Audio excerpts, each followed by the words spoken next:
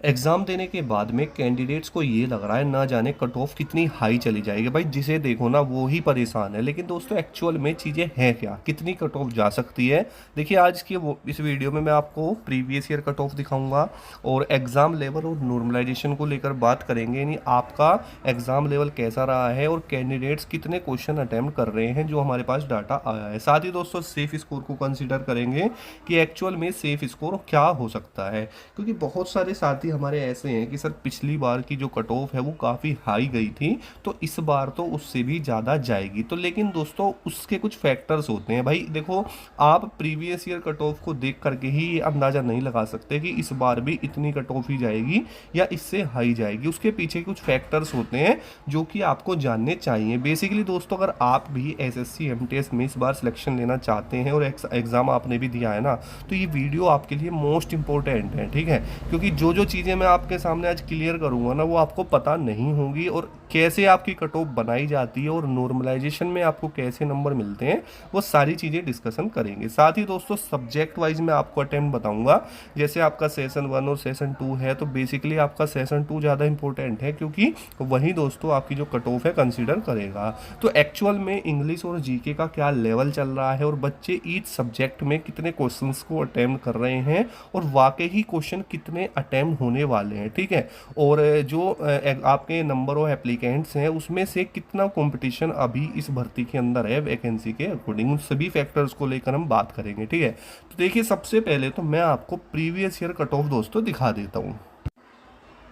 तो दोस्तों जैसा कि आप स्क्रीन के ऊपर देख सकते हैं, ये हमारी प्रीवियस ईयर कट ऑफ है 2023 की, जिसमें दोस्तों बहुत सारे लोगों ने कट ऑफ भी देखी है और इसको देख करके ना वो बहुत ज़्यादा क्या हो रहे हैं दोस्तों, डिमोटिवेट हो रहे हैं कि सर एक्चुअल में क्या इस बार भी इतनी कट ऑफ रहेगी। देखिए यहाँ पर आपकी स्टेट वाइज है, जैसे ऑल इंडिया जो थी आपकी 147 थी 18 टू 25 एज के लिए, यानी एमटीएस की पोस्ट के लिए, ठीक है। तो इस बार भी कितनी जाएगी, देखिए जैसे यहाँ पर अंडमान निकोबार है तो 134 है। इस तरीके से जो हमारे हिंदी राज्य स्टेट्स हैं, जैसे आपका दिल्ली है, ठीक है, तो दिल्ली को हम देख लेते हैं। तो दिल्ली में देखिए यहाँ पर अगर बात करते हैं हम लोग, देखिए यहाँ पर जनरल कैटेगरी की, तो आपको ये देखने के लिए मिलेगा दिल्ली के अंदर कि भाई साहब अलग अलग जो आपकी कैटेगरीज हैं, चाहे वो ईडब्ल्यूएस हो, एससी एसटी ओबीसी जो भी अलग अलग हो, ठीक है। तो बेसिकली यहाँ पर देखिए दिल्ली की जो जनरल की कट ऑफ रही थी ना एमटीएस पोस्ट के लिए, वो 135.74927 रही थी, ठीक है। एक मैंने दोस्तों ये एग्जाम्पल लिया है क्योंकि चंडीगढ़ दिल्ली ज़्यादा हाई तो नहीं है, ठीक है। लेकिन यहाँ पर देखिए अब जो ये आपकी 135 कट ऑफ आपको देखने के लिए मिल रही है ना, अब ये दोस्तों आपकी आफ्टर नॉर्मलाइजेशन है। बात को समझना, आफ्टर नॉर्मलाइजेशन का मतलब क्या होता है कि जैसे अब आप एग्जाम दे के आए हैं, ठीक है, अब मान के चलो आपके 30 क्वेश्चन सही हैं, 35 क्वेश्चन सही हैं, जितने भी सही हैं वो तो हो जाता है आपका दोस्तों रो मार्क्स, ठीक है। और रो मार्क्स के बाद में दोस्तों आपके नॉर्मलाइज स्कोर आता है, जो आपने स्कोर कार्ड भी दिया होगा, वो डिपेंड करता है आपकी शिफ्ट के लेवल के ऊपर, ठीक है। इसी तरीके से जब मैं नीचे की तरफ दोस्तों चलता हूं तो वही आपका सेम लेवल है हरियाणा में, आप देख सकते हैं, ठीक है। हरियाणा में काफ़ी हाई कट ऑफ गई थी, यहाँ पर आप देख भी पा रहे होंगे हरियाणा की 142 पे थी, ठीक है।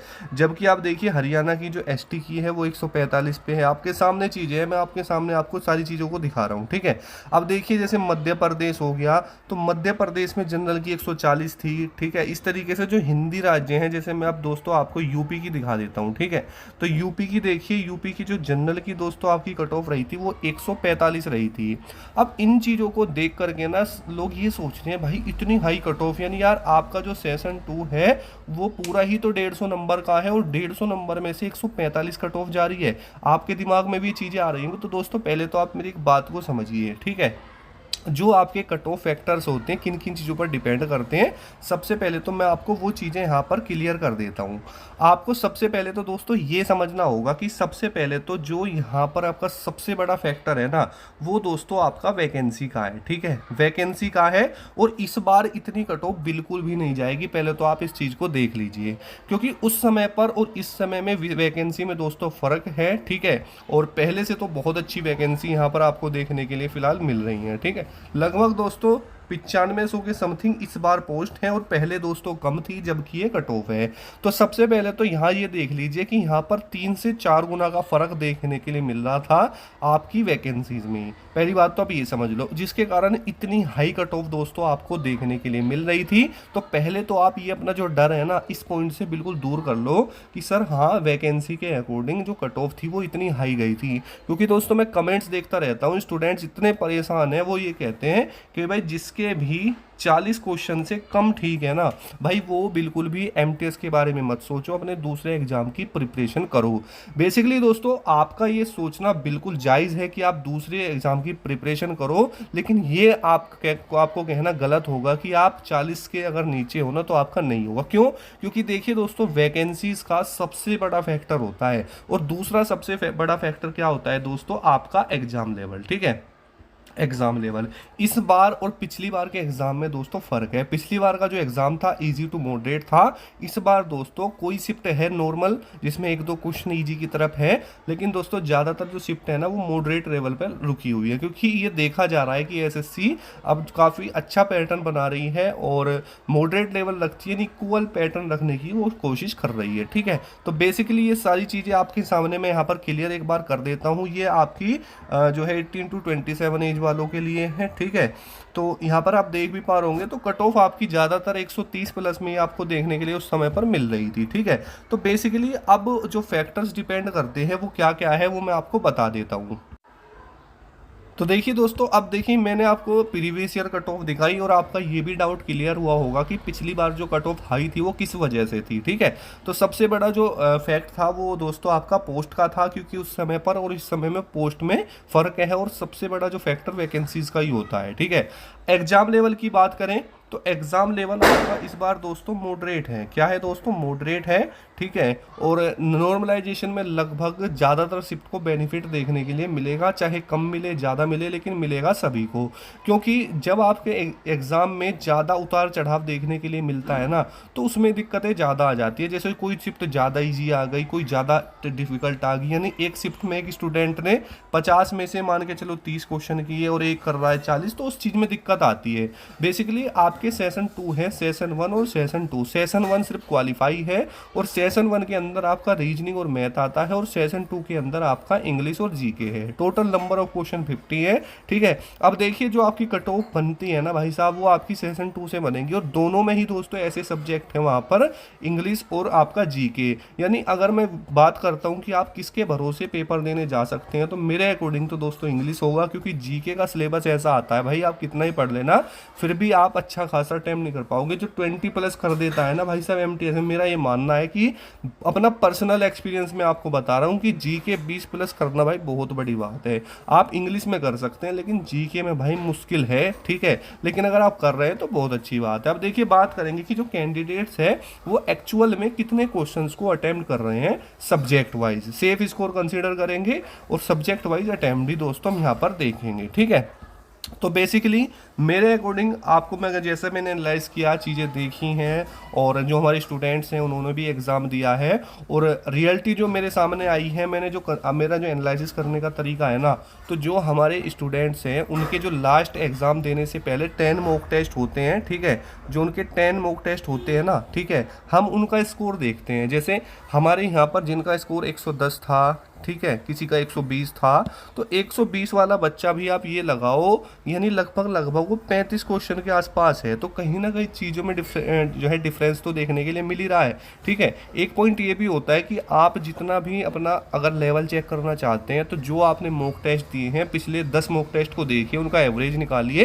यानी मान के चलो अगर आपका 35 एवरेज आ रहा है ना तो आपके भी एग्जाम के अंदर 35 क्वेश्चन के आसपास ही आपका अटेम्प्ट होगा। ये एक फैक्ट है जो मैंने खुद ने एक्सपीरियंस के अकॉर्डिंग चीज़ों को देखा है। अगर आपने भी किया होगा तो आपको इस चीज़ का पता होगा। ठीक है, तो जो हमारे स्टूडेंट थे जिन पे हमें पूरा भरोसा था कि सिलेक्शन होगा, और उनका मॉक टेस्ट के जो हमारे पास लास्ट 10 मॉक टेस्ट के एवरेज स्कोर्स हैं उसको देख करके हमने जो कंसीडर किया है आपका एग्जाम लेवल, तो हमें यही देखने के लिए मिला है कि भाई मॉडरेट टू डिफ़िकल्ट है, ज़्यादा ईजी आप नहीं कह सकते। क्योंकि देखिए दोस्तों, अगर आपका मैथ, आपका इंग्लिश और आपका जीके है, ठीक है, मान के चलो 1% अगर इंग्लिश के इजी लेवल भी आ रहा है, तो भाई पूरा इंग्लिश से पूरा इजी नहीं आएगा, 2 से 3 क्वेश्चन या 4 क्वेश्चन उसमें भी डिफिकल्ट देखने के लिए मिल जाएंगे।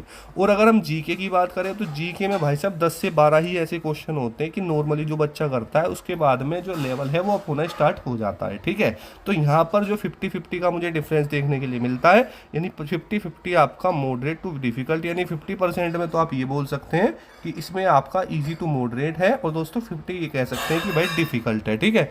तो कहीं ना कहीं चीज़ों में फ़र्क तो देखने के लिए मिल ही रहा है।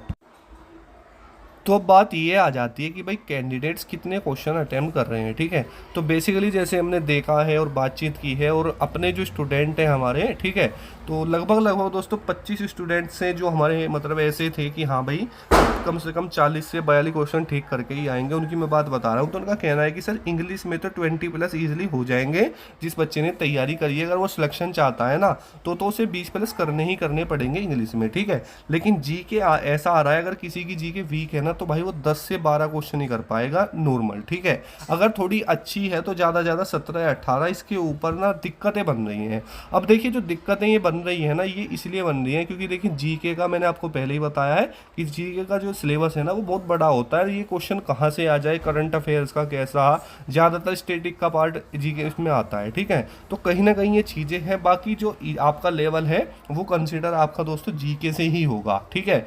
अब जीके में 2-3 क्वेश्चन 4 क्वेश्चन नॉर्मलाइजेशन में आपको देखने के लिए मिलेंगे, ठीक है। तो सेफ स्कोर कंसीडर करने का तरीका दोस्तों ये है कि भाई देखो, अगर आप जनरल कैटेगरी में हैं, ठीक है, और जनरल कैटेगरी में आपके जो सही क्वेश्चन बन रहे हैं लगभग मेरे अकॉर्डिंग 35, 36 और 37, अगर इतने आपके ठीक बन रहे हैं काट पीट। देखिए दोस्तों, क्वेश्चन अटेम्प्ट करना अलग बात होती है, लेकिन सही होना अलग बात, क्योंकि नेगेटिव मार्किंग भी है।